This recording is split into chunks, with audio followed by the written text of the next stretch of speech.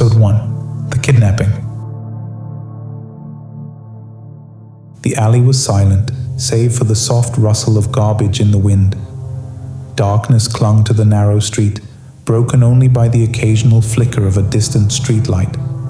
The city felt abandoned, a forgotten corner of a world that had long since moved on. But in this moment, the emptiness was suffocating, closing in around him like the walls of a trap. Ren Shiva's breath came in ragged bursts, his feet pounding against the wet pavement as he ran. His heart raced, not just from the physical exertion, but from the cold, creeping realization that he was being hunted. Every step echoed louder in his ears. Every shadow seemed to move with a life of its own. He had no idea who they were, but he could feel them, stalking him, watching. The alley stretched on, twisting in ways that didn't make sense, as if the city itself were conspiring to confuse him. He glanced over his shoulder, the suffocating darkness making it impossible to see anything clearly.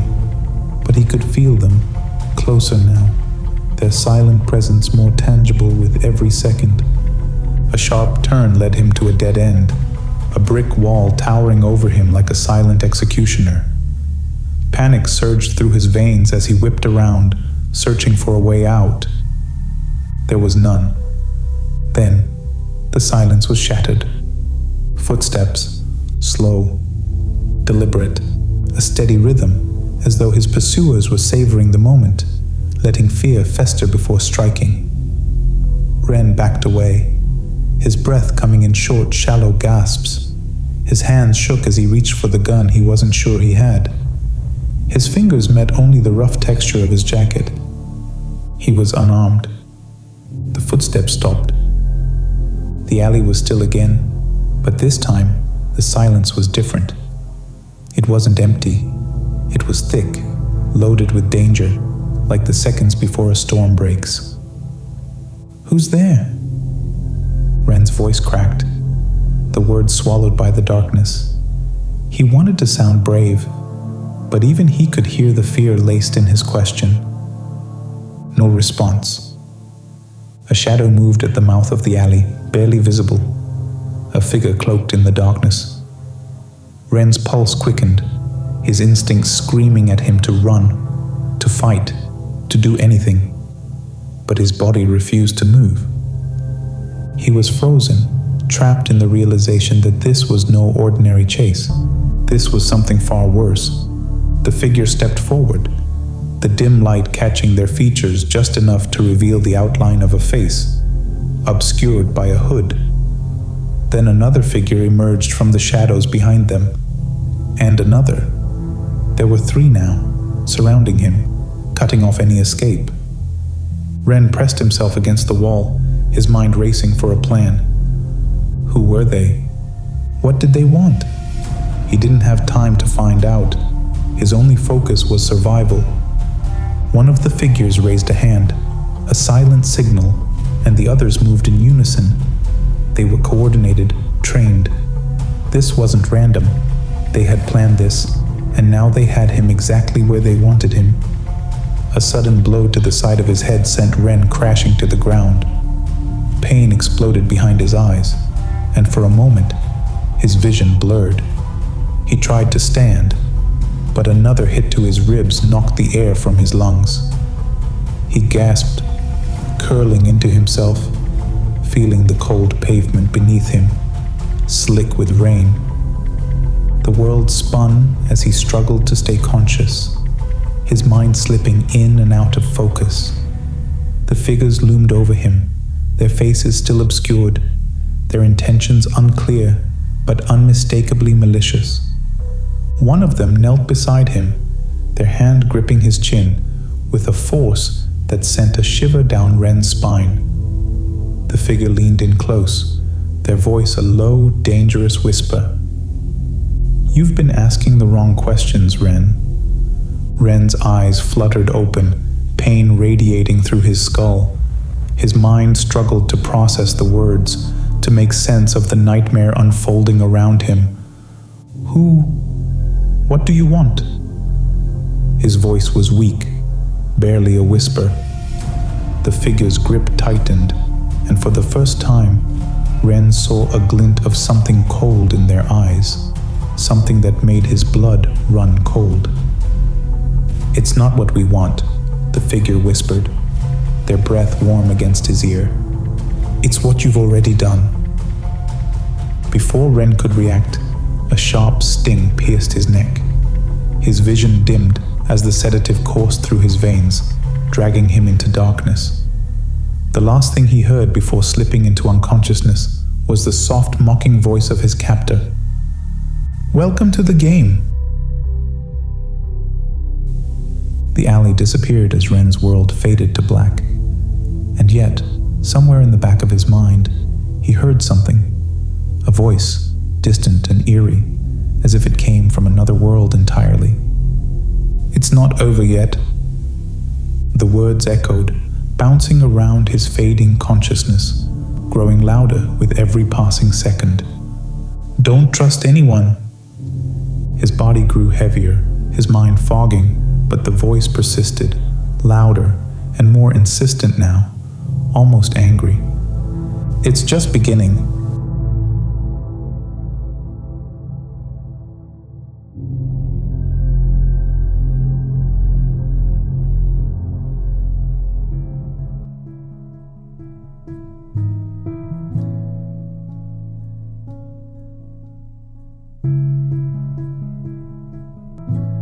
Justin Blake bolted upright in bed, gasping for breath. His chest heaved as cold sweat soaked through his shirt, clinging to his skin. His heart pounded in his ears, the final echo of the nightmare that had shaken him awake still lingering in the room. He instinctively reached for his neck, feeling the phantom grip of a hand, their hand. The captor from the dream, the one who had dragged him into that van, was still haunting him. He squeezed his eyes shut, willing the images to fade, but they clung to the edges of his mind. Dark alleyways, the sensation of duct tape over his mouth, and the terrifying certainty that he wasn't alone. His eyes flew open again. His bedroom was still, dim morning light just beginning to filter in through the blinds. But the unease in his gut told him he wasn't safe. Swinging his legs over the side of the bed, Justin tried to steady his breathing. "It's just a nightmare," he told himself, though he wasn't sure he believed it. He had been having the same nightmare for weeks, an eerie replay of something that felt too real to be imaginary. The hands, the darkness, the overwhelming feeling of helplessness, all of it felt too familiar, too close. He stood up and stumbled to the bathroom, splashing cold water on his face. His reflection stared back at him, tired and gaunt. He couldn't shake the feeling that the dream wasn't just a dream, but a memory, one buried deep beneath the surface. He was still being watched. He could feel it. Later that morning, Justin tried to push the nightmare from his mind. He forced himself into his usual routine: coffee, emails, work. His life in the quiet suburb should have felt comforting, but today, everything seemed off. He grabbed his phone and scrolled mindlessly through his messages. One from Chris. The text was casual, but Justin noticed something strange in the wording. "We should catch up soon. It's been a while since you've been free." Free. The word caught in his throat. He stared at the text for a moment, the uneasy feeling from the morning creeping back in. Why would Chris phrase it like that? Was it a reference to something else? His phone buzzed again. This time, it was a message from Maya. "Can't wait to see you tonight. Lots to talk about." There was an odd edge to the message, too chipper, too eager. Justin hadn't mentioned anything about meeting her tonight. Why was she acting like plans were already set? Justin set his phone down, trying to brush it off as nothing, but his mind refused to settle. He left for work, hoping the day would smooth over the rough edges of his anxiety. In the afternoon, Justin walked into a cafe near his work, hoping a change of scenery would distract him. As he stood in line, he felt a presence behind him, someone standing just a little too close. He turned, and Robert, the man from his dream, the kidnapper, or at least someone who looked disturbingly similar, was sitting at a corner table, casually sipping coffee. His face was mostly obscured by a newspaper, but Justin could make out the unmistakable scar on the man's hand, the scar he had seen in the nightmare. Justin's heart rate spiked. For a moment, he froze, unsure if he was hallucinating. "It's just your mind playing tricks on you," he told himself. But his legs moved on their own, and before he knew it, he was walking toward the man. The stranger's eyes flicked up briefly, locking onto Justin's with a cold intensity. There was no recognition in his expression, but something in his gaze screamed danger. Justin turned away quickly, his mind reeling. "This is insane," he thought. "It's just a coincidence. He's not real, he can't be." But the unease gnawed at him, and he quickly left the cafe, not even bothering to get his coffee. That evening, Justin met with Chris, Maya, and Michael at a local bar. They greeted him with their usual smiles and friendly banter, but Justin couldn't shake the feeling that something was wrong. The conversation flowed as it always did, but there was an undercurrent of tension that Justin couldn't ignore. Chris laughed at something Maya said, but his eyes kept darting toward Justin, as if watching for his reaction. Michael, usually the quiet one, was unusually talkative tonight, steering the conversation away from anything personal, like he was trying to avoid certain topics. Then there was Maya, sweet, always supportive. She smiled, but her eyes were clouded with something Justin couldn't place. Every now and then, she glanced at him, a flicker of something darker crossing her face. At one point, Maya leaned in close and whispered, "You've seemed different lately. Is everything all right?" The concern in her voice felt rehearsed, like she was testing him. Justin forced a smile. "Yeah, just had a weird dream this morning." Maya's eyes sharpened, but she quickly masked it with a soft laugh. Dreams are strange like that. Something about her tone made Justin's stomach churn. He had known these people for years, but now he felt like an outsider among them, like they knew something he didn't. As the evening wound down, Justin excused himself early, the unease gnawing at him too much to ignore. He needed air, space, time to clear his head. But as he returned home, a strange feeling settled in his chest, like someone had been watching him all night. When he arrived at his doorstep, something was waiting for him.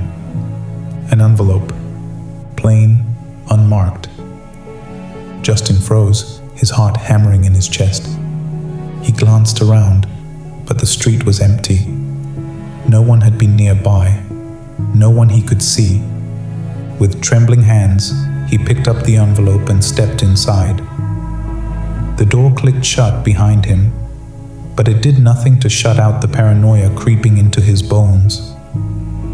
He hesitated for a moment, staring at the envelope, wondering if he should even open it. But something in him, the same part that had felt off all day, knew he had to. Inside was a single sheet of paper. On it were 3 words, written in bold black ink. "Welcome to New World." Justin's hand shook, the paper crumpling slightly in his grip. His breath hitched as he stared at the ominous message. His nightmares, the strange man at the cafe, the odd behavior from his friends, everything suddenly felt connected. His mind raced, but before he could process it, his phone rang.